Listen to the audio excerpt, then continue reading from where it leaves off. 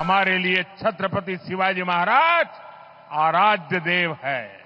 मेरे आराध्य देव छत्रपति शिवाजी महाराज, मैं उनके चरणों में सर झुका करके क्षमा मांगने का कर रहा हूं।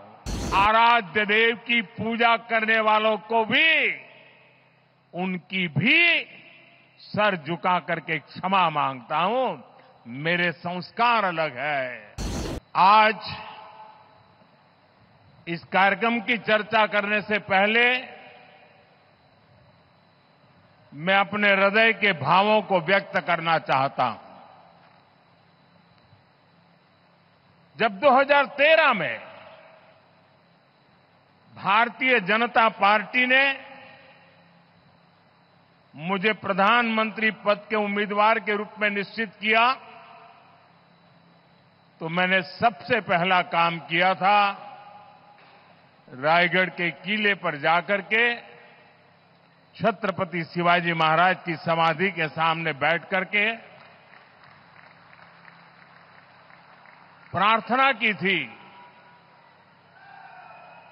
एक भक्त अपने आराध्य देव को जिस प्रकार से प्रार्थना करता है, उसे भक्ति भाव से आशीर्वाद लेकर के मैंने राष्ट्र सेवा की एक नई यात्रा का आरंभ किया था। पिछले दिनों सिंधुदुर्ग में जो हुआ, मेरे लिए, मेरे सभी साथियों के लिए छत्रपति शिवाजी महाराज ये सिर्फ नाम नहीं है।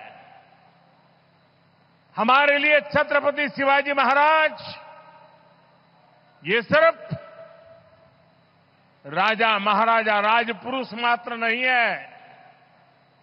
हमारे लिए छत्रपति शिवाजी महाराज आराध्य देव है।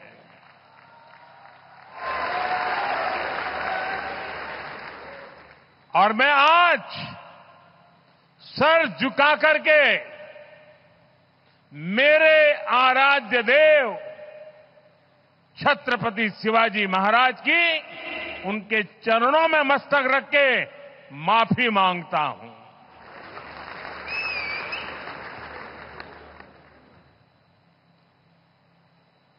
हमारे संस्कार अलग है। हम वो लोग नहीं हैं जो आए दिन भारत मां के महान सपूत, इसी धरती के लाल वीर सावरकर को अनाप शनाप गालियां देते रहते हैं, अपमानित करते रहते हैं, देशभक्तों की भावनाओं को कुचलते हैं। उसके बावजूद भी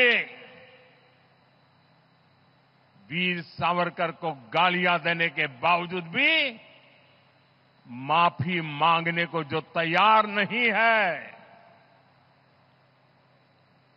अदालतों में जाकर के लड़ाई लड़ने को तैयार है, इतने बड़े महान सपूत का अपमान करके जिनको पश्चाताप नहीं होता है, महाराष्ट्र की जनता उनके संस्कार को अब जान ले।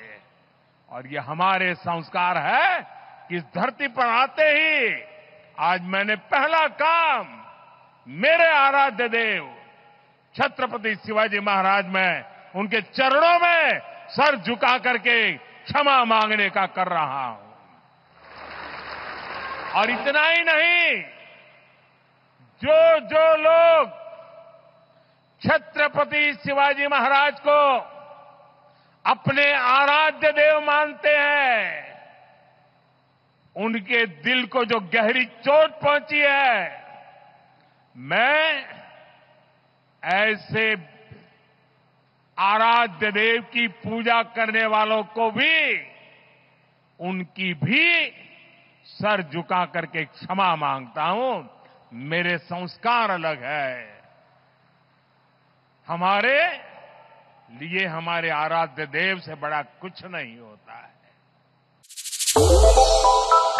श्रेष्ठ भारत पर खबरों से जुड़े रहने के लिए चैनल को सब्सक्राइब और लाइक करें, बेल आइकन दबाएं और देखते रहें श्रेष्ठ भारत।